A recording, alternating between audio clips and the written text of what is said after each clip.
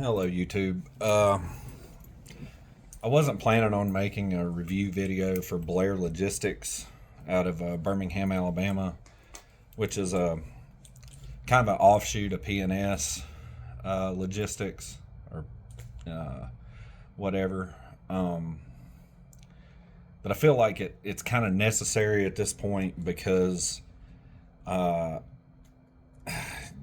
people really shouldn't get their hopes up for this. Um, I'm not saying that it's not a good deal. I'm just giving my experience, my personal experience over the past basically like 24 days at this point, 23 days, on how operations works, and expectations for pay and etc. Because, and I'm not saying that they made promises they didn't keep, because they didn't. But I wanted to give everybody a realistic explanation of what to expect from Blair. Um, it's interesting to say the least. Um, to start with, just a little background about myself.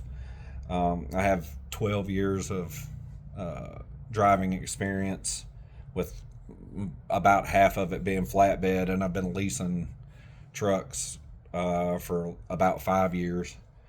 I got out of trucking for about a year uh, due to some personal reasons and whatnot.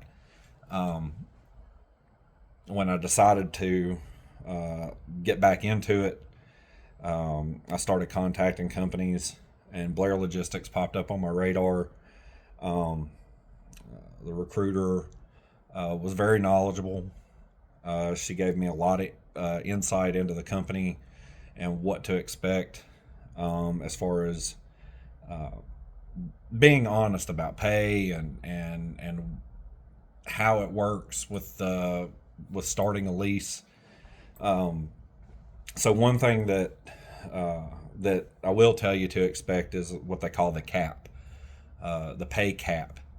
What that is that when you start the lease with Blair, unlike a lot of companies that will split your, with flatbedding, you got equipment. If you don't have your own, you got to buy their equipment. What you need to do the job: straps, chains, binders, tarps, etc. A lot of other companies will spread that out over, a period of your first year lease. Um, Things like tags and insurance and stuff, your fixed expenses, everything sort of starts from the beginning and goes throughout the year. Blair doesn't do that. Blair puts your tags, several other startup expenses, and your equipment all into a single amount of money. And you have to pay all of that off to get out of the pay cap. Now, the pay cap means that after they take their percentage, so your starting percentage is 70%, and then there is a 9.5% escrow for maintenance. After they take their percentage, what is left of 60.5%, you're going to pay for your fuel, your truck payment, your stuff like that, and then the max that you're going to bring home, and an actual settlement payment, is going to be $900. Now that's your max. It's not guaranteed $900. I'm going to go ahead and tell you that. Don't expect, oh, I'm starting out at $900 a week until I get all this paid off. That's not how it works. You have to put in the work. You have to make a lot more than $900 to bring in $900, okay? Until those debts are paid. And speaking of those debts, when you start out, you're about $5,000 in debt. I'll just go ahead and tell you, you're about $5,000 in debt with your tags, uh, you know, several other fixed expenses, and of course, if you buy the equipment from them, which is roughly about $2,800, And somebody had a jailbreak out the window, but um, I don't know if it caught that. But you start out about $5,000 in the hole. Um, they do have a sign-on bonus of $1,500. However, that $1,500 goes toward, guess what, your debts. So they basically cut your $5,000 of debt down to $3,500 with your sign-on bonus. Um, I started on January the 6th. They got me a rental car um, that I picked up on the Friday uh, before the weekend. I live in Virginia. I had to drive to Birmingham, Alabama. It's about an 8 hour drive, all in with gas and stopping to get lunch and stuff like that. Um, I picked up the rental car, and of course, that was no cost to me. Uh, you have to put gas in the car to get there or whatever, but keep your receipts because they will reimburse you, and they did reimburse me for the gas. Um, your first, I would say, first week, expect to be in orientation for at least from Monday to Thursday. Um, in there, uh, it's the same spiel that we get at every company, whether you're leasing, whether you're a company driver or whatever. Uh, no cell phones while driving. Watch your speed, which of course you're governed to 65. Seat belts, the same safety stuff that we hear at every company. They reiterate the cell phones like crazy because, yes, they do have driver facing cameras in the truck. However, it is not a normal camera. It is AI powered. That's what they call AI powered, I guess, which means that they can't actually see in the truck at any time unless you are violating one of their policies, like using a cell phone. If you're holding your cell phone up, it will tell you distracted, distracted. On the third one, it sends a video of you, whatever you're doing, that has got the attention of that AI computer. It will send that video in. Don't do that. There's so many things I could say about using a cell phone while driving. All drivers at some point do it, whether it's texting, whether it's listening to music, whether it's making a phone call. All drivers, I don't say all drivers, but at some point, I would say most drivers will use their cell phone while driving. Have it in a caddy, out of the view of the camera. Don't be using it. Don't be playing with it, because that AI camera is really good at picking it up. If your eyes are not on the road ahead for an extended period of time, I would say a few seconds, it will say distracted. So if I'm supposed to be looking forward and driving and checking my mirrors, and I'm looking down like this, like I'm looking at a GPS or at my phone for too long, it does pick up eyes, and it will tell them, hey, you're driving distracted. So just FYI, you're going to hear a lot about that in orientation every day, Monday through Thursday. I promise you will hear it from every person that comes in there. Orientation did. Other than that, it is a fairly informative orientation. They give you a lot of information about the lease you're about to sign. They give you a lot of information about maintenance and where the escrow goes, and they will answer all of your questions. I promise you, if you have a question, they either have the answer or they will get the answer. I promise that. One of the biggest problems that I have with it is these trucks are well used. Okay, they don't shy away from that, but I'm just going to let you know these trucks are well used. You might get lucky, you might get something with a few less miles on it, but in my hiring class, I guess you could say, or whatever you want to call it, in our orientation, I was one of the first to go out with truck choice, and I ended up picking a 2019 Freightliner with over 600,000 miles on it, because that was the best option. So these trucks, well used, and you just got to find one that has the best bang for the buck, because I promise you, they're not going to be perfect. They're not new trucks. They're going to have a lot of issues, maybe a lot of cosmetic issues. Hopefully, you won't end up like I have.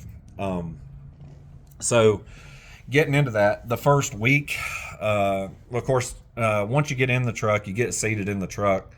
They will find you a load. I mean, unless you live in the Birmingham area, of course, they will find you a load heading home. I was home Friday night, after, or either Friday night or Saturday morning, but I was home relatively quickly for the weekend. And that's one thing that I do like about Blair is, if you want to go home for the weekend, they will get you home for the weekend. I mean, that happens. They're not one of these companies that's going to fight with you about going home. If you need to go home, you'll get there. The loads vary in how much they pay. You do get 100% of fuel surcharge and any TARP pay. But and of course that's with line haul, you get 70%. Then they take another 9.5% for your maintenance escrow. What happens is, if you have debt, what they do is they take that maintenance escrow out until it reaches the amount that you owe in debt, and then they pay it all off at once, and then you come out of cap. Now, you can pay extra if you make any money. You can pay extra toward getting that debt paid down to the point of getting out of the debt as quickly as possible. I was hoping to do that myself. However, we'll get into the next part of this video on how my experience hasn't been so good. Now, I am a bit of a mechanic. I'm a pretty skilled mechanic as it comes to trucks. Before I ever started driving, I was a mechanic, and for this past year, before January, I was a fleet mechanic for a fairly large trucking company. I know my way around the wrench. I own $30,000 worth of tools, but they will not allow you to work on your own equipment. So Blair will not allow that. So keep that in mind. If it's something like a headlight bulb, yeah, you can replace it. If it's something easy like that, yeah, they're not going to say anything. However, I'm perfectly capable of doing the work that the dealership's doing right now. They're not going to let you do that. So just keep that in mind. When it comes to sensors, when it comes to hoses and wiring and things like that, they're not going to let you do it. They're not even going to let you install your own inverter. They have a 1500 watt limit on the inverter, and they want you to have it installed by a reputable shop or their shop. So keep that in mind. If you do any work yourself on the truck and something goes wrong, you will be liable for everything. Insurance isn't going to cover anything. They're not going to help you. You're going to have to come out of your pocket. So keep that in mind. One of the reasons I chose the truck that I did is because it already had an inverter installed in the truck. There were some issues with that, but we won't get into that. That was, I figured that stuff out myself. First week, it was orientation. My second week, I ran pretty hard. I actually had a pretty good week. Got some money made, run some loads. Things went okay, and all told, for 2 weeks, I got the $900 cap. That's what I got paid for 2 weeks, each week. $900 this week, $900 the next week. On January the 20th, which is about a little, a week and a half ago, uh, check engine light came on. I went directly into D-rate. I was about 100 miles away from a delivery in Pennsylvania. I call up my DM. I'm like, hey, this is what's going on. They split the load off so that I could go get the truck fixed. And they had somebody come and rescue the load and take it and deliver it for me. Luckily, that guy, he didn't have to go very far. He brought the trailer back with all of my equipment that I had secured. I had a steel coil on. So that's chains, binders, corner protectors, the tarp for, a coil tarp, all that stuff, my tarp straps, everything. And he brought all that stuff back to me with the trailer and dropped it back off with me. And I didn't spend. So that bill came to $3,400. It was a badly corroded and cut ACM harness, which is an after treatment control module, and an ABS wire that was cut and corroded. All told, it ended up being about $33.98, I think, something like that. So it's $3,400 to fix that. Now, I was told by the maintenance manager that because I hadn't been seated in the truck more than a week, that they was probably, they always look out for that stuff with guys that haven't been in the truck but 30 days, something like that. They're not going to hound you over. They're not going to put that much debt on you right off the get-go. So I had high hopes at that point. Like, I was like, okay, they're not going to hit me up for $3,400 right now and leave me on the cap for the next 2 months, trying to pay this off, because I hadn't even paid anything off on the original $5,000 minus the $1,500 sign-on bonus of $3,500. I was now at $7,000. If he did do that, I was $7,000 in the hole. That's a lot of money to start paying off. When you're just getting started off. So that was on the 20th. The truck was in a Freightliner dealer in Pennsylvania Monday, Tuesday, Wednesday, and I was able to leave Thursday. I basically picked up a load and went home for the weekend because I had visitation with my kids. I had to go home. Not a big issue, but I went home. I got home Friday. Monday left. This past Monday, the 27th, I left and started heading. Delivered a load, and then I had a bit of a deadhead to pick up my next load, but it paid good, so I was like, yeah, that's not too bad. And so I came down to southern Georgia, down to the Savannah area to pick up a load. Actually, it was in Baxley, so it was a little further south, honestly. Picked up a load of lumber, got everything strapped, tarped, to their liking, of course. They have some weird over securement manuals to go by, and when you're first starting out, they want you to send pictures and everything, so be prepared for that. For the first probably anywhere between 30 and 90 days, you're going to be over securing everything way past what any normal truck driver would do, but just be prepared for that. I had a load of lumber. I had 10 straps, or 10 4-inch straps on it. I had 2 lumber tarps with flaps. I had 2 pieces of dunnage because they want one in the front, one in the back to kind of create the load into a V shape so it can't move forward or back. Then you have to X strap the front and the back. I use 2-inch straps for that. And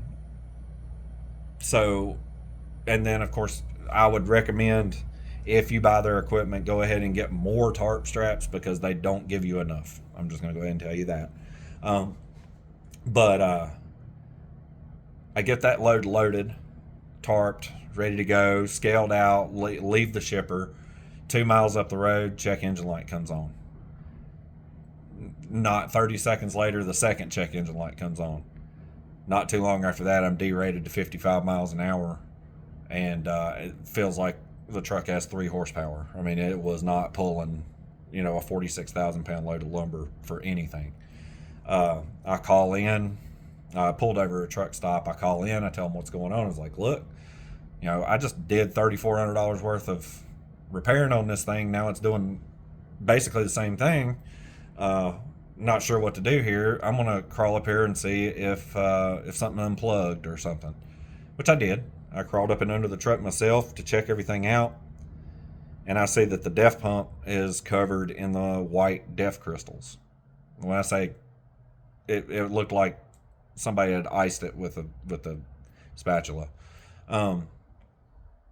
And then, of course, when we check the codes and stuff, everything comes back that the def pump itself was non-responsive. So now it needs a def pump. So I was $3,400 deep on the first repair, and now I'm pulling 46,000 pounds, and I was like, I don't want to get towed, so I limped it 100 miles to Savannah from Baxley to Freightliner. Drop the trailer at the Freightliner dealer and get hooked up with Freightliner that evening. Now, during all this time, both of these repairs, while the truck was in the shop, Blair did put me up in a hotel. I'm not sure if I'm going to have to pay that back yet or not. It hasn't been very clear on whether or not I got to pay for the hotel and the Uber and all that stuff. But right now I'm running short on funds anyway, so I'm having a little bit of a headache about it. So get the truck checked into the shop, go to a hotel. I've been in this hotel since Monday, and it is now Thursday. A little bit about what's going on. So the def pump, turns out, is on back order, and there's no idea of how long it's going to take to get a def pump. Blair was trying to get one themselves and get it shipped over. At this point, and then of course the estimate from Freightliner is that this is going to be another $2,700 at that time. That was Tuesday after they looked at it. So $3,400, $2,700, we're at $6,100 plus the $3,500 that I owe from the original debt. I am at about $10,000 owed to Blair at this point, if I have to pay for all this. So I start discussing with them. I was like, look, maybe we just got to go to a different truck, because it seems like this one is kind of a dead fish at this point. Well, then they tell me, well, yeah, you could get another truck, but you're still going to have to pay for the repairs on this one. All of the stuff that was wrong with this truck was wrong with it before I got seated. I'm just going to go ahead and say that. I'm pretty sure that a lot of faults were showing up in that truck, and all they did was clear the faults so that somebody would seat it. If I had got in that truck on their yard and saw a check engine light on it, I would not have got that truck. I would have moved on to a different one, or I said, look, we need to check this out and see what's going on with it and get that fixed first. So I get the feeling that even though, yeah, I did test drive the truck about 10 miles, it just wasn't enough to kick it into regen to make these problems start showing up. So be warned. When they say test drive that truck, they say don't leave the state of Alabama. I would drive to Mobile and then drive back. That's exactly what I would do. Make sure it's got fuel in it, drive to Mobile, and drive back. But if it ain't got fuel in it, tell them I need fuel so I can really test drive this truck. and you drive that thing, you put a couple hundred miles on it that day. I would. 100%. I would put 100, 200, 300 miles on it if I could. Because, yeah, if I had done that, I may not be in the situation that I'm in now. Um, uh, so here I sat on Thursday. Um, been fighting back and forth with them about, are we going to get the truck fixed? Are we going to reseat me in another truck? If we do, are you really going to hound me for this bunch of repairs on this truck that came along? And this is not my fault. You know, it's nothing that I did. It's just basically they're wanting me to pay to fix this truck for somebody else to get in it at that point. Not fair. That's not how you do business, and that is poor business ethics at best. I'm just going to go ahead and say that. That is horrible business ethics to seat somebody in a truck. And even within the first 90 days, I would say that it's a little bit sketch. But in the first 20 days, you're going to tell them, yep, you're going to be liable for everything. Yeah, I'm not okay with that. That is poor business ethics, and they may end up losing the driver because of it. I don't know that. I'm trying to see what they're going to do about it, but right now, it's not looking too good. Freightliner comes back today, actually just a couple hours ago, to let me know that not only is the def pump bad and whatnot, now they're seeing a lot of corrosion around the hydrocarbon doser that it basically just needs a whole one box at this point. That's 10 grand. I'm not paying for that. In fact, when they told me that, I was on the phone with the ops manager, and I told him point blank, I'm not paying for that. I was like, if you try to make me pay for that, we will be talking to a lawyer, because that's ridiculous to seat somebody in a truck and have now with the def pump, the ACM harness, the ABS line, and now a one box, $17,000 worth of repairs, and you're going to put that on me in the first 20 days? Not happening. I will walk away, and that'll be your baby. I would not do that. I have to preface this to let you know how many miles I've actually drove the truck since seating in it on about the 10th. 5,000 miles. That's how far that truck has moved. Whether loaded, empty, whatever, that truck has moved less than 5,000 miles from the 10th to now the 30th. 20 days, 5,000 miles. That's how far I've drove it. And they're trying to put all this repair on me. On a truck with 650,000 miles or whatever it is, 630,000, somewhere around there. And I've put less than 1% of those miles on it. And they're trying to put all these repairs on me. We're still in discussion about it, so I'm not saying that that's exactly what's going to happen. I'll have to post an update video to let you guys know exactly what happens after this, because I'm going to be in this hotel since Monday night. Or, no, wait, Tuesday. My bad, Tuesday. Since Tuesday to Friday. My settlement this week, because of the repairs last week, where I was in the hotel for 3 days last week. My settlement on this Friday, tomorrow, is $118. It's not good. It's not good at all. And with this week at a dead bust, because I just had picked up my first load of the week on Monday, or well, actually Tuesday morning, uh, to start my week off. And then the truck broke down. I'm not going to make anything this week either, unless they get the truck fixed by some miracle. They get the truck fixed tomorrow, and I pick up something and I run it and I deliver it on Monday. This week will have absolutely no loads on it. That's unacceptable. It's unacceptable for a company to string a driver out like that. They could have done something.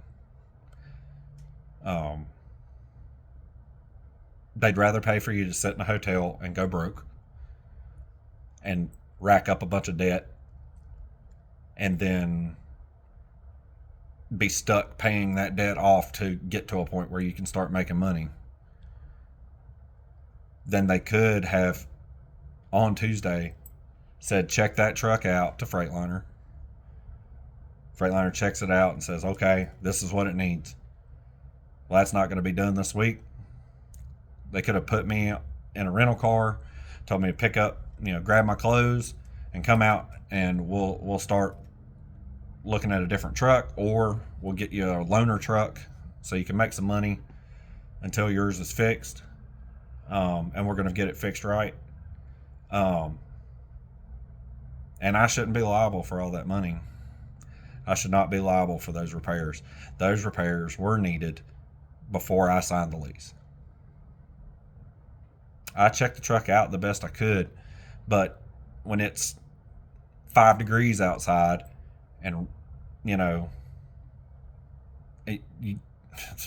don't want to climb, or well, it wasn't really 5 degrees. It was probably 5 degrees in Virginia. It was probably about 20 degrees in Birmingham. I'm not going to crawl around on the ground looking at DEF pumps. I'm going to make sure the tires and the brakes are good. I'm going to make sure that the lights work. I'm going to make sure that, the engine runs right. There's no check engine light. I'm going to make sure that, 90% of the truck is ready to go. But with the DEF system and the DPF system, you don't know about that stuff until after you've put some miles on the truck. And I mean quite a few miles. Simply because you could run a regen and clear the faults and make sure that everything is clean. I could drive that truck for 500 miles before it needs to do another regen. And that's when the problem shows up.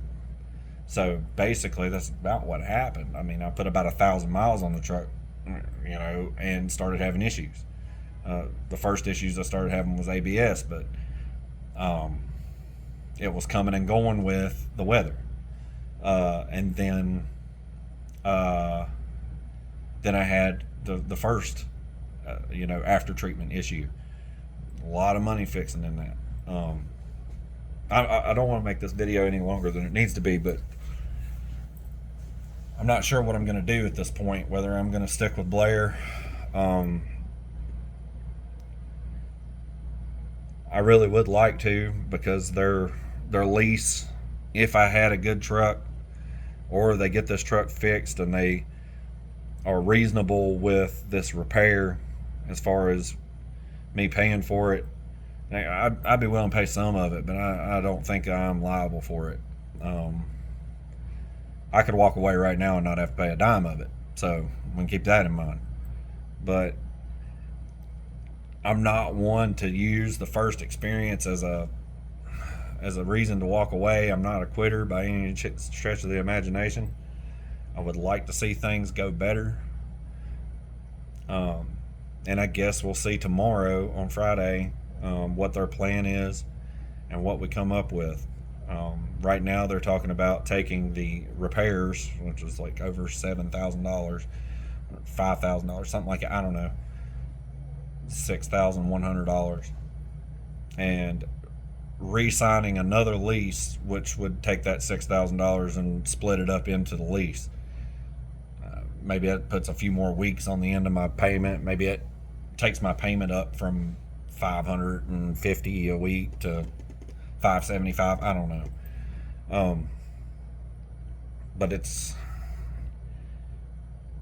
something's got to give on it because well, no, I don't even know if they're going to fix it now because now it, you know, Freightliner's saying it needs a whole one box. I'm not paying for $10,000 worth of that's just not happening. Uh, I will tell you, the trucks are overpriced, and I'll be frank with you, paying $48,000 over 2 years, which is what my lease would have been, 103 weeks at $550 a week. You could do the math on that, but I was going to pay a little over $48,000 for this truck. Um, that's way too much for a 2019 Freightliner with 600,000 miles on it and no bells and whistles, no refrigerator, no, you know, no bells and whistles in this truck. It is a work truck. Okay. Um, but I guess we'll see how things go, and I'll post an update video later. Just keep your eye out for it. I think uh, Blair's going to have to you're going to have to come up with a good plan, and we're going to have to agree on it. I'm not going to sign another lease that I don't agree with. Um, and that may be the end of my career with Blair at that point, unless they wow me with something. Um, because as of right now, the runaround and the talking out of each side of their mouth when it comes to this stuff, because they say one thing, and I'm not saying that I'm not going to blame my DM or the ops manager at the terminal that I'm uh, dispatched out of, because they've been fighting for me. But corporate and the guys in Birmingham, like, they're ruthless, and leasing is ruthless. They want it paid for. That's what leasing is saying. They want me to pay for all these repairs, even though they should have been fixed before I ever got in the truck. So keep that in mind. Stay safe out there. If you're thinking about Blair, take what I said to heart. I mean, I'm not trying to influence you in either way. Um, because one person's experience is not everybody's experience. And keep that in mind with any trucking company. If you look for reviews on them, it's going to be the same thing. You're going to have guys that are going to tell you it's the greatest thing since sliced bread, and you're going to have guys that come on and tell you that they're crooks. In all reality, your experience isn't going to be the same as mine. But I would hope that by viewing this, you'll see what my experience is and question it. Be like, look, I know this guy, said that he was with you for 3 weeks and you hit him up for $7,000 in repairs on a truck that should have been fixed before he seated in it. Well, what's going on with this? I don't know what's going to happen. I'm not saying I'm giving up on him yet, but something doesn't change. I really don't see another way out of it, because $17,000 in repairs in a truck that I drove for less than 5,000 miles is 4,800 miles. No, I'm not paying for that. I'm not paying for those repairs. They should have been fixed before I got seated. A lot of that stuff should have been caught. When I saw the def pump with an inch of caked on def dust, whatever you want to call it, I knew right away that it should have been caught before I ever got in the truck. And they probably cleaned it off to keep me from seeing that there was a problem. Because that's exactly what it looks like. That's what it sounds like to me. So stay safe out there. Keep 18 on the ground, and we'll catch you on the next one.